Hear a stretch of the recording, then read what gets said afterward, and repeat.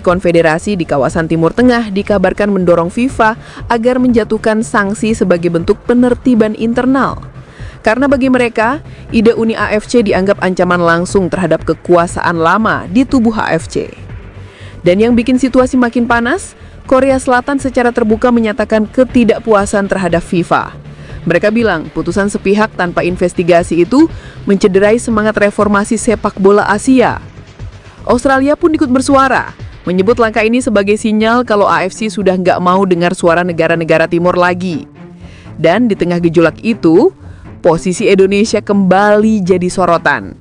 Bukan karena kena sanksi, tapi karena Erick Thohir disebut dapat tekanan dari dua arah sekaligus. Dari satu sisi, AFC meminta Indonesia tetap loyal dan nggak terlibat dalam proyek apapun yang berhubungan dengan Uni AFC. Tapi dari sisi lain, beberapa federasi Asia Timur justru ingin Indonesia tetap berada di jalur komunikasi informal karena dianggap punya posisi netral dan hubungan kuat dengan FIFA. Publik pun mulai berspekulasi, apakah langkah FIFA ini justru bakal memicu babak baru perpecahan Asia? Karena semakin keras ditekan, negara-negara ini justru makin kompak dan merasa punya alasan untuk benar-benar keluar dari struktur lama.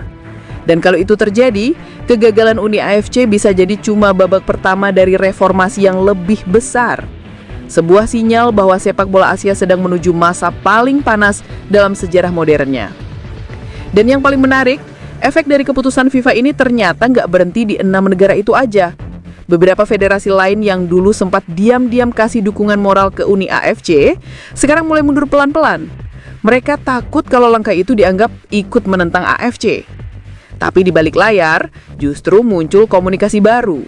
Ada kabar kalau Jepang dan Korea mulai membuka jalur diskusi ke beberapa negara di Asia Tenggara, termasuk Indonesia, Malaysia, dan Thailand. Bukan ajakan untuk keluar dari AFC, tapi lebih ke arah pembentukan blok solidaritas baru, semacam koalisi negara reformis yang bakal mendorong AFC untuk berubah dari dalam.